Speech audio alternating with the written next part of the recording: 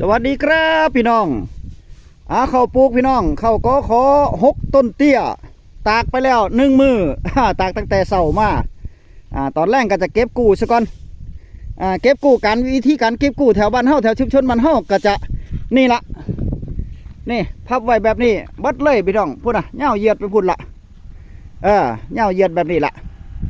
แต่ว่าโชคดีที่ชุมชนบ้านพ่อใหญ่การนี่กับป้องกันไว้คือกันนั่นแหละมันบ่มีขโมยโจรไล่นะครับนะบ่ค่อยมีประวัตินะแต่ถามว่าย่านเข้าหายบ่ก็ย่านอยู่ได้พี่น้องย่านอยู่นะครับเนาะเพราะว่าปีก่อนพูนตอนปีเข้าแพงๆนั่นอันนั้นน่ะเสียอยู่ไปเป็นล้านเลยแต่ว่าปีนี้ปี68 ทับ 69เอาแล้วพื้นที่FC ทาง FC ทางเพิ่นแจ้งมานี่โอ้ยตากเข้าไว้ปรากฏว่าจนลักเข้าพี่น้องจนลักเข้าพยาการมีแฟ้มภาพแฟ้มข่าวมาให้เบิ่งเยอะแป๊บหนึ่งเดี๋ยวพยาการให้เบิ่งเด้อนี่มาเบิ่งแฟ้มภาพแฟ้มข่าวนี่พี่น้องตากข้าวไม่นอนเฝ้าโจรอาละวาดขโมยข้าวเปลือกนี่จากศูนย์ข่าวช่อง7 สีเนาะครับเนาะเพราะฉะนั้นก็ให้เบิ่งเพิ่นว่าถ้าตากเขาหลายๆต้องนอนเฝ้าเด้อถ้าบ้านเฮามีขโมยโจรหลายเนาะครับเนาะเพราะว่าปล่อยลาสาบ่ได้ข้าวเปลือกมันเอามาตอนง่ายแล้วเด้เป็นกองมันแฮงจะเอาตักเอาใส่รถบ่ต้องได้ใส่กระสอบตักเอาใส่รถเลยตักเอาใส่รถเลย2-3 คู่ก็ได้เป็นกระสอบบ่นี้กระสอบนึงตกอยู่200-300 600-700บ่นี้พี่น้องกระสอบนึงนั่น20-30 กิโลแล้วก็มีอีกแถวชุมชนบ้านพญาการนี่ได้ยินข่าวมามันมีอยู่ที่พี่น้อง2 พ่อลูกว่าซั่นสะพายถุงปุ๋ยเสร็จแล้วก็ลูดต้นเข้าเลยเด้ลูดเม็ดเข้าคือยืนต้นอยู่กลางทุ่งนานี่ลงไปกลางทุ่งนาก็ลูดเอาเม็ดเอาแต่เม็ดมันเอาแต่หมากแต่ร่วงมันเอาใส่กระสอบปุ๋ยเลยมันมีหลายแนวเนาะครับมันมีหลายแนวเพราะฉะนั้นนี่เขาปลูกนี่แบบนี้ถ้าเขาเป็นกองไว้แบบนี้เห็นบ่มันเป็นมงน่ะก็แสดงว่าโจรผู้ร้ายเนาะมาขโมยข้าวเปลือกไปแบบนี้ก็สูญเสียอยู่ที่พี่น้องแบบนี้สูญเสียอยู่เนาะรายได้ของเจ้าของน่ะแล้วก็ย่ามในเวลาที่เขาตากถนนหนทางนี่ก็ให้เฝ้าระมัดระวังมีไอ้รอบรั้วขอบชิดหรือว่ามีสัญลักษณ์ให้มันแน่นอนเด้อพวกสัญลักษณ์พวกอันนี้ให้มันแน่นอนแน่เวลารถล้างผ่านไปนี่มันก็จะได้เห็นชัดเจนเนาะครับเนาะว่าหม่องไหนเป็นหม่องไหนหม่องนี่เป็นตาเข้ามันก็จะได้เป็นสัญลักษณ์ที่ชัดเจนเนี่ยนะรถล่างก็จะได้บ่ไปเหยียบไปยำของเฮานำแล้วก็มันเวลามันเบรกมามันไหลมันมึนเด้เข้านั่นเข้าเปลือกมันไหลมันมึนเฮ็ดให้รถพลิกคว่ำได้หรือว่าเกิดอุบัติเหตุได้เนาะครับเนาะบนถนนหนทางก็มีแฟ้มภาพแฟ้มข่าวคือกันแล้วก็ย่ามตาเข้าก็เวลารถผ่านไปผ่านมาก็เว้ากับเพิ่นดีๆเด้อพี่น้องเด้อ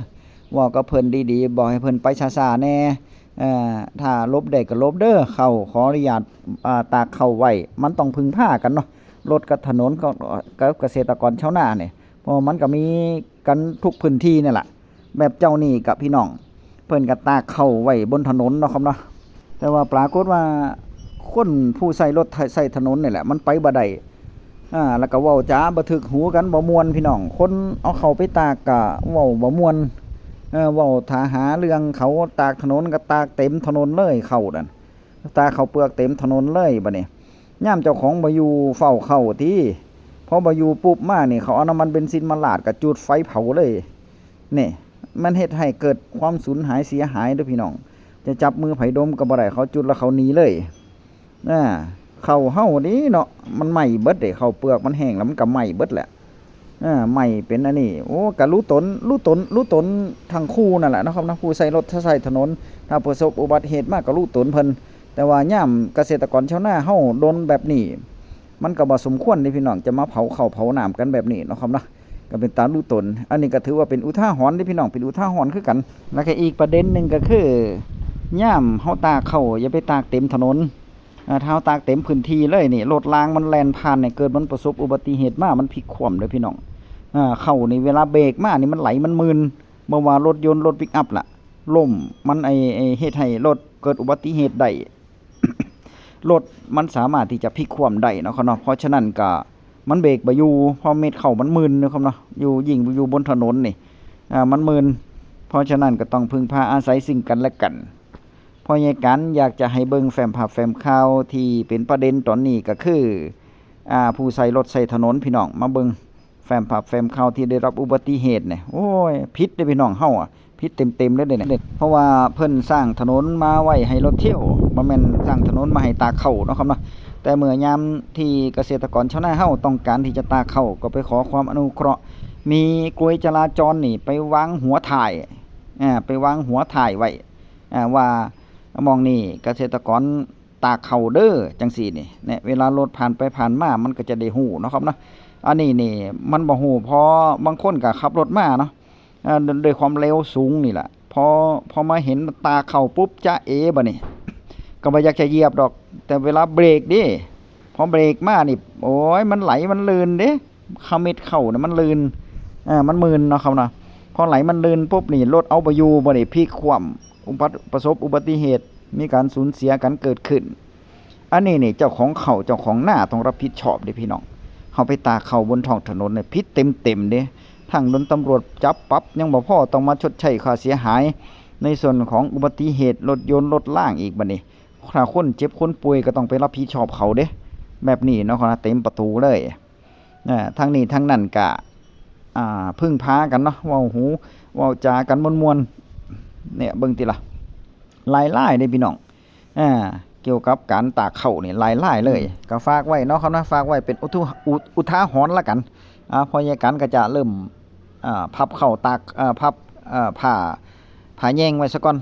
กลางคืนมาเฮาก็พับเก็บไว้ป้องกันขโมยนำป้องกันรถรางนำเนาะเพื่อจะมาเหยียบมาหยังเก็บแบบนี้ละเป็นที่เรียบร้อย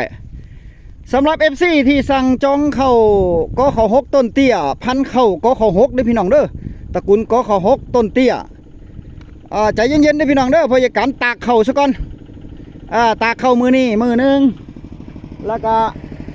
มืออีกมือนึงอีกแดดนึงน่าจะแห้งแล้วละเสร็จแล้วก็จะได้เอาไปแปรรูปในส่วนของเมล็ดพันธุ์เข้าเนาะก็คือไปคัดไปเป่าคัดเมล็ดพันธุ์ให้เอาหญ้าเอาหมากเอาไนอีหยังที่มันจะเป็นวัชพืชไปภายหน้านั่นแหละเอาออกให้เบิดก่อนไปเป่าเข้าเอาออกให้เบิดซะก่อนแล้วถึงจะลงบรรจุกระสอบนะครับเนาะลงบรรจุกระสอบเรียบร้อยก็จะได้ทำคลิปแจ้งทาง FC ว่าเตรียมพร้อมที่จะส่งแล้วนะครับเนาะมีของไผแน่ก็จะลงซื้อไว้ว่าสั่งจองมาจักสอบนะครับเนาะพอกันก็จะได้พอใหญ่กันก็จะได้ส่งไปให้FC สู่ผู้สู่คนที่สั่งจองมาใจเย็นเนาะครับเนาะได้แน่นอนแต่ว่าอีกทุ่งหนึ่งกำลังเกี่ยวพี่น้องอีกทุ่งหนึ่งกำลังเกี่ยวโอ้ยงามเบิดสุมองเลยปีนี้นี่เข้างามสุมองแต่ว่า1 ไร่ได้1 ตันอีหลีเข้าก็ขอ6ต้นเตี้ยนะครับนะ1 ไร่ได้ตันตัน2อยู่ผลผลิตมันโอ้มันได้หลายอีหลีได้พี่น้องได้หลายอีหลีถ้ามันเหมาะสำหรับคนอีสานบ้านเฮาเนาะคนเหนือคนอีสานที่กินข้าวเหนียวบริโภคข้าวเหนียวอย่างที่2ก็คือมีพื้นที่น้อยมีพื้นที่ประมาณสัก 4-5 ไร่จังซี่นี่ใส่ไว้กินบริโภคใส่ไว้กินอย่างเดียวไม่มีจักไรก็สร้างแต่ว่าเขาใส่ไว้กินเนี่ยสมควรที่จะเอาตัวนี้ไปพี่น้องเอาไปขยายไปปลูกเนาะเอาไปขยายไปปลูกเพราะว่าเวลามันใส่แล้วมันได้หลายก็ขอ6ต้นสูงนี่แบบนี่แล้วเนี่ยมันจะเป็นแบบประเภทนี้นี่พี่น้องนี่เห็นบ่มันล่มเห็นบ่นาไก่เคี่ยงนะครับเนาะนาไก่เคี่ยงมันล่มปัญหามันคือมันล่มแต่ว่าเขาก็ขอ6ต้นเตี้ยมันบ่ล่มเดี๋ยวพยาการจะให้เบิ่งแปลงนี้อีกแปลงหนึ่งก็ขอ6ต้นเตี้ยที่พยาการมาไอตากเข้านี่แหละนะครับเนาะนี่อันนี้จะเป็นข้าวเจ้าใหญ่หอมมะลิ105เบิ่งติล่ะตระกูลก็ขอ6หรือว่าข้าวหอมมะลิ105มันมีปัญหาว่ามันล่มนี่เห็นบ่เด้จะงามบางงามมันก็ล่มเด้เข้าแต่เพิ่นว่าเข้าล่มมันเข้างามบ่แม่นเด้พี่น้องเข้าบางงามล่ะพยาการว่านี่แปลงนี้ก็คือก็ขอ6ต้นเตี้ยนี่งามบ่หามองลมมันมีบ่เนี่ยเอาเบิ่งนี่เบิดทุงหามองลมมีบ่มีเลยมีแต่หมากแต่ร่วงอุ้ยเบิ่งทีละนี่แต่ว่าอันนี้นาดำด้วยพี่น้องเด้อนาดำถ้ามีเวลาก็ไปดำเอา ถ้ามีเวลาถ้าอยากได้หลายกว่าน้ำวานจังสี่กะดำเอาพี่น้องดำเอากำจัดวัชพืชได้นะครับเนาะไปดำไปแผ่ไปขยายพันธุ์เอาไว้ปีต่อไปก็ได้มันจะบ่ได้มีปัญหาเรื่องการเอาเข้าไว้บริโภคอีกต่อไปมันได้หลายบ่แม่นหยังดอกนะครับเนาะมันได้หลายคลิปหน้าพบกันไหมพี่น้องคลิปนี้สวัสดีครับติดตามไปเลยเด้อ FC ทั้งหลายติดตามพยาการไปก่อนนะครับเนาะเดี๋ยวมือใดเดี๋ยวมีความชัดเจนในการจัดส่งก็พยาการก็จะลงคลิปให้ใหม่นะครับเนาะเจอกันใหม่คลิปหน้าคลิปนี้สวัสดีครับ